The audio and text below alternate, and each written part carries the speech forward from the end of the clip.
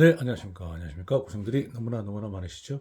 알기 쉬운 지뢰 열처리 Q&A 대학출판 1번지라 계속 말씀드린 오늘은 금형을 열처리할 때 주의점이라는 내용인데요.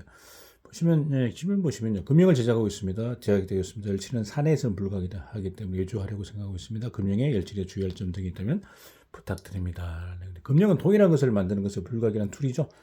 알루미늄 다이캐스트 금형, 단조, 플라스틱, 스크랩, 프레스 금형 등 많은 종류가 있습니다. 일반적으로 금형 업체는 설계와 가공은 산에서 수행합니다만 열체는 외주라는 것이 대부분입니다. 그래서 금형에 열체를 외주할 때 금형을 열체할 때 포인트 주의점에 대해서 얘기를 하고자 합니다. 이렇게 되죠. 금형 열체를 외주할 때는 우선 다음에 두 가지 점으로 목표를 좁히는 것이 포인트가 됩니다. 1점은 금형을 이용하여 가공할 때 작업 온도, 특히 사용면의 온도, 메탈 템퍼라 그러죠. 그 다음에 냉간 작업이라 하여도 절단 날부와 접촉면은 의외로 온도가 높고 온간 열간으로 되어지고 있는 것입니다. 따라서 냉간용이라 하지 말고 열간용이라고 지시해 두면 안전하게 될 것입니다. 제 2점은 시효 변형, 경련 변화, 시간이 지날수록 이제 변화가 되는 거죠. 그게 수치 안정성을 조건으로 하는 것인데요. 보통 단검질이라는 것은 의외로 작업 중에 수치 변화를 야기시킵니다. 요거는 잔류 오스테네이트가 있을 때 이제 문제되는 거죠. 와이어 방전 가공을 수행할 때도 수치 변동을 발생시키기 때문에 정밀 금형에는 특히 수치 안정성을 조건으로 한 배려가 필요합니다. 이렇게 작업 온도와 수치 안정성을 도시하는 것이 포인트이고 금형의 열체 외주를 할 때 주의점이라고 말할 수 있습니다. 한편 열체를 수주받는 측의 열체리 업자로서는 우선 제1로 작업 온도로부터 뜨임 온도를 결정해야 돼. 단검질한 다음에 뜨임해야 되니까요. 자, 이것은 결국 피열 온도, 메탈 템프, 표면 온도 더하기 50도. 작업할 때 온도죠. 그걸 뜨임 온도라는 것이 기준이고 결국 500에서 550도의 고온 템퍼를 채용하면 오케이입니다. 다음으로 수치 안정성을 클리어하기 위해서 크라이오 처리, 심냉 처리를 하는 것이 필요한데요. 종래 수치 안정성을 위해서는 서브 제로 처리, 결국 서브 제로 처리나 크라이오 처리는 단검질 했을 때 잔료가 남잖아요. 잔료 A가 남는 경우를 얘를 다 마르텐 사이트로 바꾸는 거잖아요.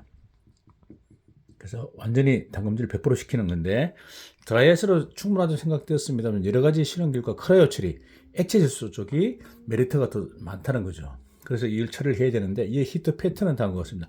금형용관 같은 경우요. SKD 1161은 단검질 한 다음에 영하 196도 액체 질소에 침착하게 1시간 유지하고 이때 잔료 오스트를 전부 마르텐에서 바꾼 다음에 100도씨 열탕 중에 투입하고 나서 고온 템퍼 아까 500에서 550도 정도죠. 1시간 유지 한 번만 하면 된다는 거죠. 자, 경도는 SKD 11이 60으로, SKD 61이 50으로 목표로 하면 좋을 것입니다. 크라이오 처리를 하면 보통 서브제로 처리보다 강인성, 내마음성이 향상되고 수치 안정성이 확보되어지기 때문에 최적이 됩니다. 이렇게 되죠.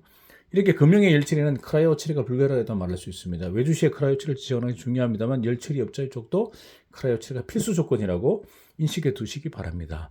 이와 관련하여 말하자면 금형 제작의 최종 공정은 그라인더 연마나 방전 가공인데요. 본인의 의견으로서는 그라인더 연마한 것은 연마면에 스트레스가 많이 남아있기 때문에 강도적으로도 내마성상으로도 좋지 않습니다. 그래서 또 방전 가공한 제품도 동일해서 잔용력이 잠재하고 있습니다. 이 스트레스를 제거하는 게 필요한데요. 결국 연마품이나 방전 가공품은 재가열 해가지고요. SR, 스트레스 릴리빙, 응력 제거, 풀림하는 게 중요하죠. 이때 가열 온도는 뜨임 온도보다 마이너스 50도 정도, 좀 낮게. 뜨임 온도와 동일 온도에서 좋습니다만 경도가 저하되는 것이 우려되기 때문에 50도 줄여야 원전을 도모하는 것입니다. 이때 표면에 템퍼 컬러가 생성됩니다. 색깔이 이제 까맣게 바뀌죠.